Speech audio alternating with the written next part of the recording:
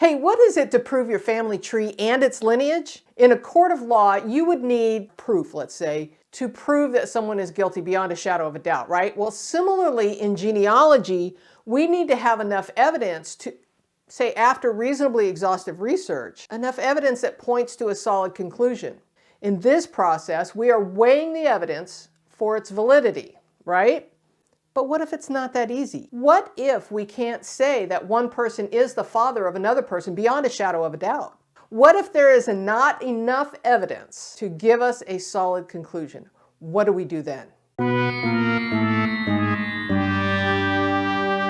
First, before we let frustration set in, let's take a step backwards and let's run through a few questions, kind of, stepping stones, or maybe the genealogy checks and balances, if you will, to see where you are in your research. Now, before we get into all of that, let me introduce myself. If this is your first time here, my name is Connie Knox. I am a lifelong genealogist here to help you go further faster and factually with your family history research. So welcome, I'm glad you're here. All right, let's talk. Let's check where you are right now. Use this process to help you focus on where you are in your research. So do you have a specific research question? A lot of people just nilly-willy go around their tree and work on the hints and have a good time.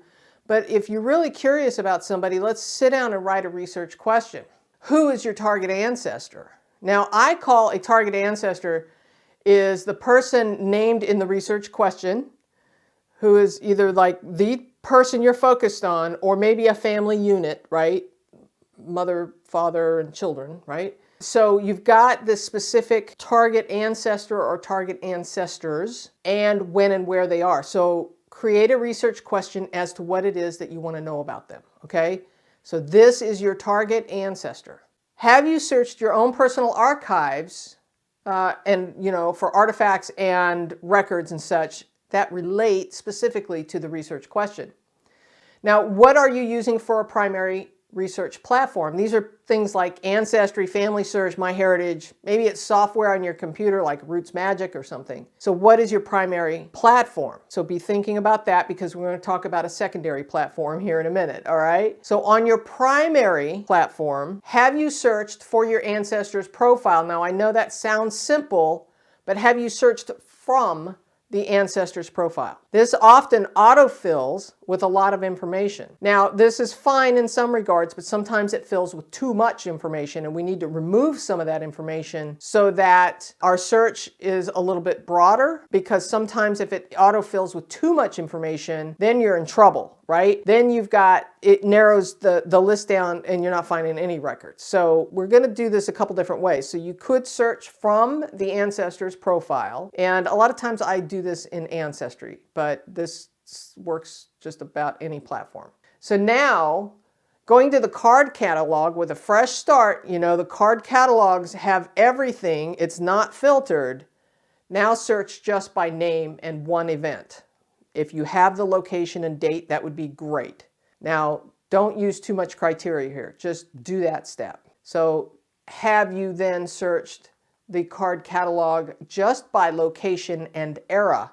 This will give you a list of records that are available before you start searching for someone by name, okay? So this is a little bit different. So the first one we were searching by name, the second one we're searching by just location. Because the reason you do this is because you might find some local histories or some other items that might help you understand what's going on in the neighborhood where your ancestor lived. Have you looked for other members' trees to see if they have any clues? Of course, yes, we know that other people's trees could have errors. We're looking for records.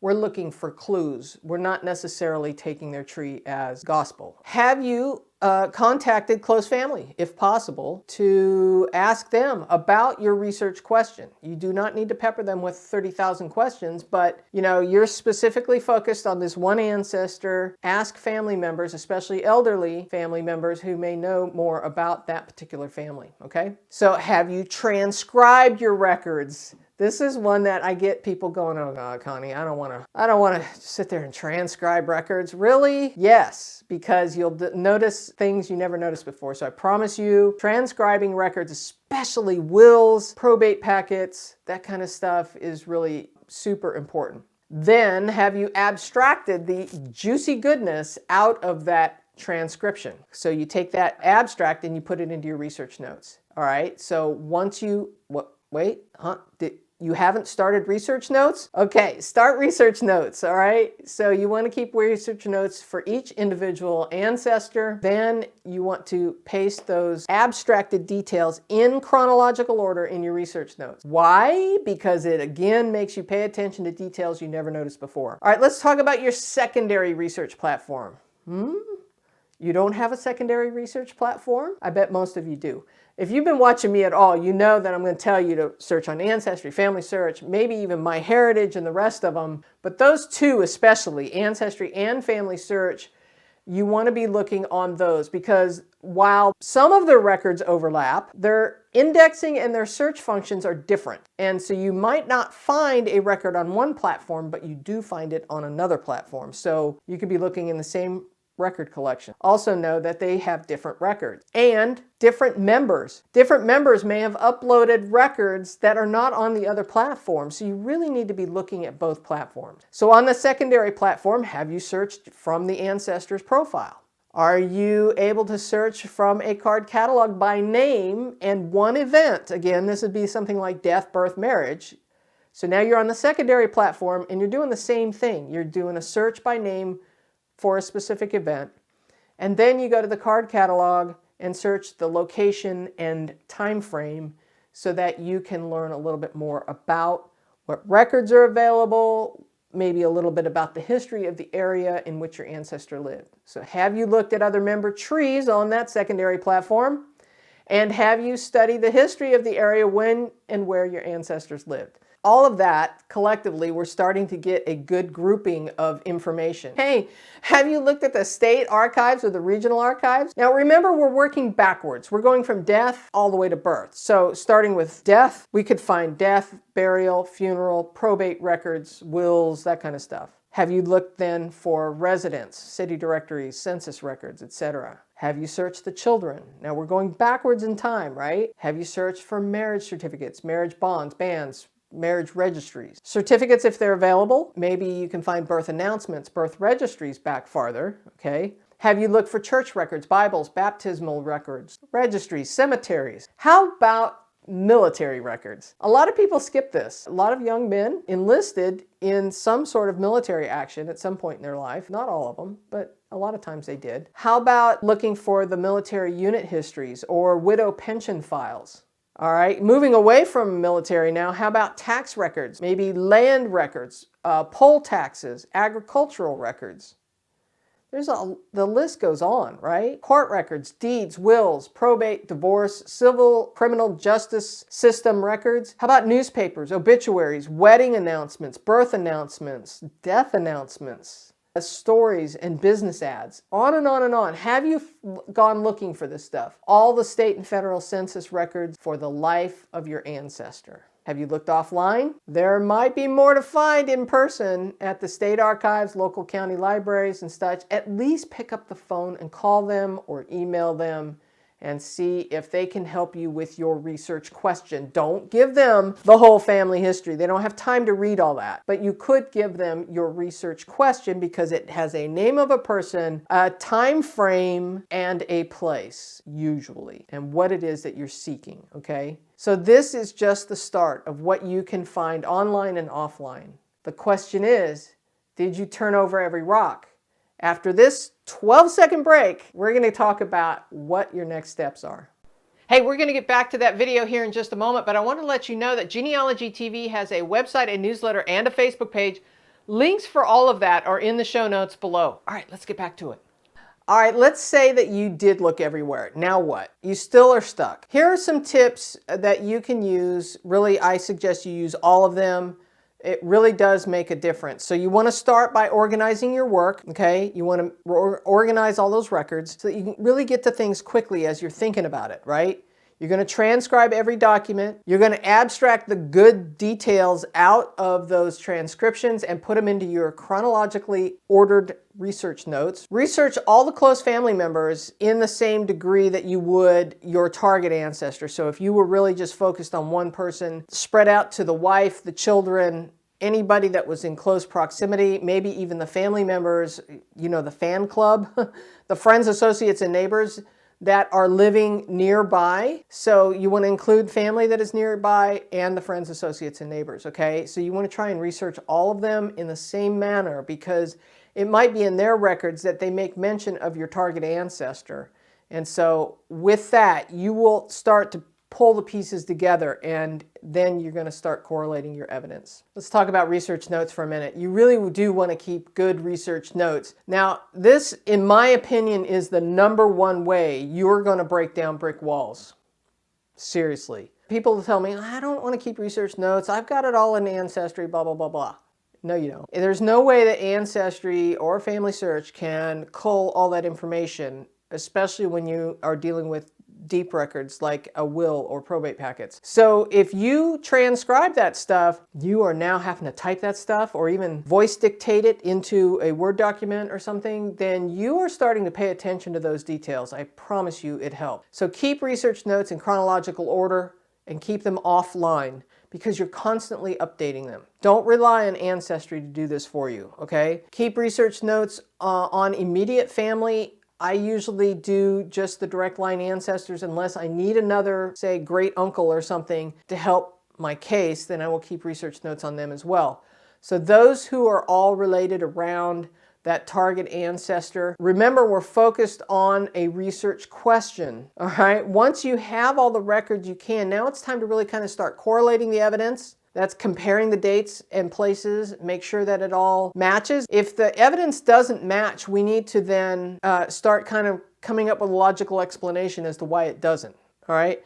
So do all the facts agree? Probably not. So then there is a logical explanation to why it might not. It might be that some of the records were written years later, and so memories fade and so on. So that's just a couple tips there. So this is where evidence evaluation really comes into play. Some of the records are going to carry more weight in your assessment of them. Look at the informants to help you decide the strength of a record or the strength of the facts given. A quick tip on that is, did the person who is the informant, if you know the informant, are they a witness to the event? If so, then they will likely carry more weight in your evaluation than a document or copies or reported things or hearsay evidence. So we kind of call this primary versus secondary evidence in our evaluation. Now, the secondary evidence is also known as a derivative evidence, and these are things like indexes and copies and records. Putting all these pieces together sometimes feels more like a Rubik's Cube rather than just a one-dimensional puzzle, right? The key is in examining the facts for their value.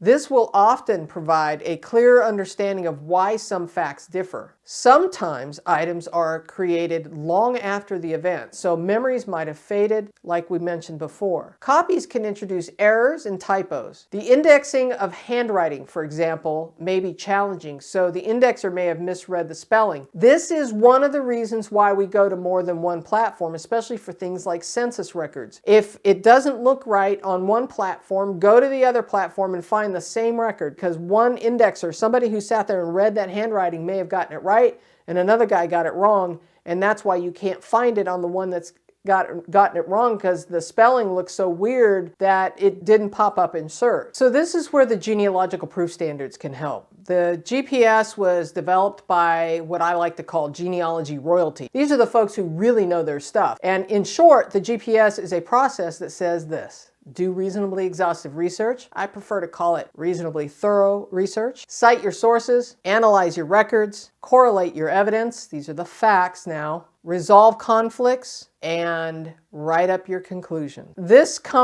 is a little book about this, and Board for Certification of Genealogists put this GPS standard out. And you can get the book if you want. I'll leave a link in the show notes below. The GPS really does serve us well, and I highly recommend. It's a super fast read that you get the book and just take a look at it, because it really does help us understand a quick process, maybe not so quick when you're doing the research, but a simple process for which we can do our research. Now, let's wrap this up. Use these steps to help you find your proof of your ancestors. You can do this generation after generation. Focus on one ancestor at a time. Doing so will help you build a rich family history with tons of details to help you give a deeper understanding of those who came before us, what their lives were like, what they experienced, what they saw, maybe the military conflicts that they may have participated in. Maybe it was businesses that they ran or items that they owned. This stuff is really fascinating. So the stories that you can find are endless. It is just a matter of you getting out there and discovering them, sharing them with your future generation. So we talk a lot about this at the Genealogy TV Academy. In fact, we can talk in greater detail in the lessons there, both in the live and on the courses that are already built out there on the Genealogy TV Academy platform. There are several deep dive lessons there. All of it's virtual, so you can do it from the comfort of your home. I hope that was helpful. There is a ton of information that you can learn right here on the YouTube channel, or if you want to get a deeper dive, check out the links below. You can learn how you can get involved with the Genealogy TV Academy and the community there. Everybody's there to help each other. So that's a wrap. There are more videos on the screen for you to learn a little bit more. We'll talk to you next time.